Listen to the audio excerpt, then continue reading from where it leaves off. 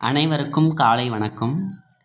நேற்று ஒரு video upload பண்ணோம். தேவை விதி வரைபடத்துடன் விவரின்னு சொல்லிட்டு. அது கிளியரன்ஸாக வாய்ஸ் இல்லை அப்படின்னு சொல்லிட்டு அப்லோட் பண்ணுங்கன்னு திரும்பவும் கேட்டிருந்தாங்க. இதில் தேவை விதியை வரைபடத்துடன் விவரின் அப்படின்னு ஒரு கேள்வி இருக்குது. 5 மதிப்பெண் வினா இருக்குது.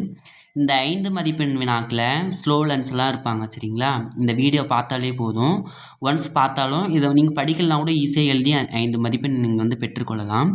இதில் தேவை விதியை முதலில் 1838 அகஸ்டின் குர்னாட் விளக்கினார். அதாவது பார்த்திங்கன்னா இந்த தேவையை முதல்ல யார் சொல்லியிருப்பாங்க அப்படின்னா அகஸ்டின் குர்னாட் அப்படி தான் 1837 சொல்லியிருப்பாங்க. விளக்கினார்னு சொல்லியிருக்காங்க. இதில் பின் ஆல்பர்ட் மார்ஷல் சீர்படுத்தி விளக்கினார் அப்படின்னு கொடுத்துருக்காங்க. அது அவர் விளக்கினதை அவர் முழுமைப்படுத்தி சொன்னது யார் அப்படின்னா ஆல்பர்ட் மார்ஷல் சரிங்களா. இதில் விலை குறையும் போது தேவையின் அளவு அதிகரிக்கிறது, விலை அதிகரிக்கும் போது தேவையின் அளவு குறைகிறது என மார்ஷல் தேவை விதியை வரையறுக்கிறது. இது ஈஸி தான். விலை குறையும் போது எப்பவுமே நம்மளுக்கு அடிப்படை பண்டை நம்ம என்ன பண்ணுவோம், கிராமத்துலங்கெல்லாம் நம்மளுக்கு தேவை வாங்கி வச்சா 2 வாரத்துக்கு 3 வாரத்துக்கு வர மாதிரி கூட நம்ம வாங்கி வச்சுப்போம் ஒரு பொருளை சரிங்களா. அது அழியக்கூடிய பண்டமாக இருந்தால் தான் குறைவான பொருளாக இருக்கும். ஆனால் நீடித்து இருக்கக்கூடிய பண்டமாக இருந்தால் அழியக்கூடிய பண்டம்னா காய்கறிகள், பழங்கள், இந்த தக்காளி இதெல்லாம் சொல்லி பார்த்திங்கன்னா அதெல்லாம் நீண்ட நாள் இருக்கக்கூடிய இல்லாத பண்டங்கள் சரிங்களா. அப்போது அந்த நாட்களுக்கு தகுந்த மாதிரி நம்ம அந்த பண்டத்தை வாங்கி வச்சுப்போம், நம்ம இருக்கிற வருமானத்துக்கு தகுந்த மாதிரி சரிங்களா. அதனால தான் விலை குறையும் போது தேவையின் அளவு அதிகரிக்கிறது, விலை அதிகரிக்கும் போது தேவையின் அளவு குறைகிறது என மார்ஷல் தேவை விதியை வரையறுக்கிறார். இது எல்லாருமே எழுதிடலாம். இந்த இன்ட்ரொடக்ஷனும் இந்த இலக்கணம் எழுதினாலே 2 மார்க் வாங்கிடலாம் ஈஸியாக. இந்த சாமுவேல்சனும் இந்த ஆல்பர்ட் மார்ஷல் கொடுத்த இலக்கணத்தில் ஏதாவது ஒரு இலக்கணம் எழுதினாலே போதும், உங்களுக்கு 2 மார்க் வந்துடும் சரிங்களா. அதுக்கு அடுத்தது பார்த்தீங்கன்னா சாமுவேல்சன் பற்றி நான் சொல்கிறேன். உங்களுக்கு தேவை இருக்கிறவங்க எழுதிக்கலாம் சரிங்களா. மற்றவை மாறாமல் இருக்கும்போது ஒரு பொருளுக்கான விலை குறையும். அதாவது பார்த்திங்கன்னா மற்றவை மாறாமல் இருக்கும்போது எப்படி, ஒரு பொருளுக்கான விலை குறைஞ்சா அப்போது அந்த மக்கள் என்ன பண்ணுவாங்க, அந்த பொருளை அதிகமாக வாங்குவாங்க. விலை ஏறும்போது என்ன பண்ணுவாங்க, குறைவாக வாங்குவாங்கன்னு சொல்லிட்டு அதே கான்செப்ட் தான் இதில் சாமுவேல்ஸ்ன்றவரும் சொல்லியிருப்பாங்க சரிங்களா. இதில் அனுமானங்கள் அப்படின்னு சொல்லிட்டு 6 பாயிண்ட் கொடுத்துருக்காங்க. நுகர்வோர் வருமானத்தில் மாற்றம் இல்லை, ஈஸி தான் சரிங்களா. நுகர்வோர் வருமானத்தில் மாற்றம் இல்லை அப்படின்னா யார், நுகர்வோர்னால் ஒரு பொருளை வாங்குபவர்கள், நுகர்வோர்னால் யார், நம்ம தான் சரிங்களா. அவங்களுக்கு ஒரு நுகர்வோர் வருமானத்தில் மாற்றம் இல்லைன்னா இப்போ ஒரு நுகர்வோர் இருக்கார் அப்படின்னா அவருக்கு வரக்கூடிய வருமானத்தில் எவ்வித மாற்றமும் இருக்கக்கூடாது. 5000 ரூபாய் அவர்கள் மாத சம்பளம் அப்படின்னா அந்த 5000த்தில் எந்த ஒரு மாற்றமும் இருக்கக்கூடாது சரிங்களா. அந்த வருமானத்துக்கு ஏற்ற மாதிரி அவங்களுடைய தேவையும் இருக்கும் சரிங்களா. அதே பார்த்தீங்கன்னா ஒரு சாதாரணமாக அந்த ரோட்டில் இருக்கக்கூடிய அவங்களுடைய தேவை என்ன இருக்குன்னா ஒரு வேளை சாப்பாடு மட்டும் வாங்கிட்டாங்க, இல்லைன்னா டீ பன்னு, இது மாதிரி அவங்களுடைய தேவை சிறியதாக இருக்கும். அவர்களை காட்டிலும் நம்மளுடைய வருமானம் அதிகமாக இருந்துச்சுன்னா காலையில் டிஃபனு, மதியம் லஞ்சு, நைட்டுக்கு டின்னர், அப்புறமா ஸ்நாக்ஸ் ஈவினிங்கில், இது மாதிரி நம்மளுடைய தேவை அதிகமாக இருக்கும். இது மாதிரி எக்ஸாம்பிளுக்கு நம்ம எக்ஸட்ரா சொல்லிக்கிட்டே போகலாம் இதில் சரிங்களா. அதே மாதிரி பார்த்திங்கன்னா இதில் நுகர்வோர் சுவையிலும் தேர்ந்தெடுத்ததிலும் மாற்றம் பழக்கத்திலும் மாற்றமில்லை. நுகர்வோரது சுவையிலும் தேர்ந்தெடுத்தலிலும் மற்றும் பழக்கத்திலும் மாற்றமில்லை. ஒரு நுகர்வோர் சுவையிலும் அவர் தேர்ந்தெடுக்கக்கூடிய அந்த பழக்கத்திலும் என்ன பண்ணக்கூடாது, மாற்றம் இருக்கக்கூடாது. பிற பொருட்களின் விலையில் மாற்றமில்லை, அதாவது பிற பொருட்களின் விலையில் எந்த ஒரு மாற்றமும் இருக்கக்கூடாது. பிற பதிலிகள் இல்லை, அதாவது பிற பதிலிகள்னால் என்ன சொல்லுவோம், டீ இல்லைன்னா காஃபி கொடுங்க, காஃபி இல்லைன்னா பூஸ்ட்டு சொல்லுவோம், பூஸ்ட் இல்லைன்னா ஹார்லிக்ஸ் சொல்லுவோம். நம்ம அதை எக்ஸாம்பிளுக்கு பார்த்திங்கன்னா ஒரு ஹோட்டல் கடைக்கு போகிறோம் அப்படின்னா இட்லி இல்லைன்னா தோசை, தோசை இல்லைன்னா பூரி இல்லைன்னா சப்பாத்தின்னு சொல்லும்ல. இதை தான் பிற பதிலிகள் இல்லை. பண்டத்திற்கான தேவை தொடர்ச்சியானது. தொடர்ச்சியானதுன்னா என்ன, ஒரு பொருளை வாங்கி முடித்தவுடன் இன்னொரு பொருளை வாங்குவோம். இதை தான் என்ன சொல்லுவோம்னா பண்டத்திற்கான தேவை தொடர்ச்சியானது. அதாவது பார்த்தீங்கன்னா அடுத்தது பண்டத்தின் தரத்தில் எவ்வித மாற்றமும் இல்லை. ஒரு அந்த பண்டத்தில் என்னது எவ்வித மாற்றமும் இருக்காது சரிங்களா. இதை தான் சொல்லியிருப்பாங்க.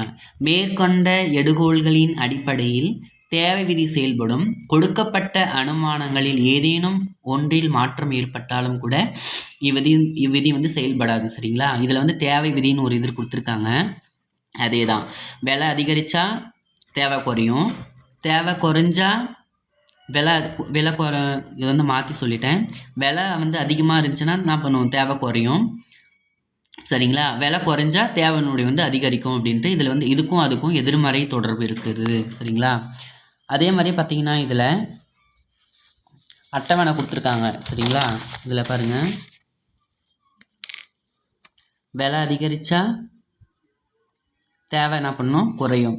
விலை குறைஞ்சா தேவை அதிகரிக்கும். இது மாதிரி தான் நம்மளுடைய அடிப்படை சார்ந்த விஷயங்கள். அதே மாதிரி பார்த்தீங்கன்னா இதில் பாருங்கள், டேபிள் கொடுத்துருக்காங்க. இதில் அவர் வந்து 40 விலை வந்து 5 இருக்குது. அவரோட பொருள் வந்து எவ்வளோ வாங்குறாங்க, ஒரு கிலோ வாங்குறாங்க. சரிங்களா? விலை அதே குறையுது, 4 மாறுது. 1 கிலோ வெங்காயம் வந்து பார்த்திங்கன்னா இதில் 100 ரூபாயிலேருந்து 50 ரூபா இருக்கும்போது அப்போ வந்து நம்ம வந்து 2 கிலோவாக வாங்குறாங்க. அதே மாதிரி பார்த்திங்கன்னா 50 ரூபாயிலேருந்து 50ல் பாதி 25னா 25 ரூபான்னும்போது 3 கிலோவாக வாங்குறாங்க. அதே நம்ம வந்து எக்ஸாம்பிளுக்கு சொல்லிகிட்டே போனோம்னா விலை வந்து என்ன பண்ணோம், 5, 4, 3, 2 விகிதத்தில் குறைந்து கொண்டே செல்லும். தேவை வந்து பார்த்திங்கன்னா அதிகரித்து கொண்டே செல்லும். சரிங்களா? இதுதான் இந்த வரைபடத்தில் கொடுத்துருக்காங்க. இந்த வரைபடத்தில் பாருங்கள், தேவை அளவு, விலை. இதில் வந்து பாருங்கள், தேவை அளவுன்னா என்ன, இதில்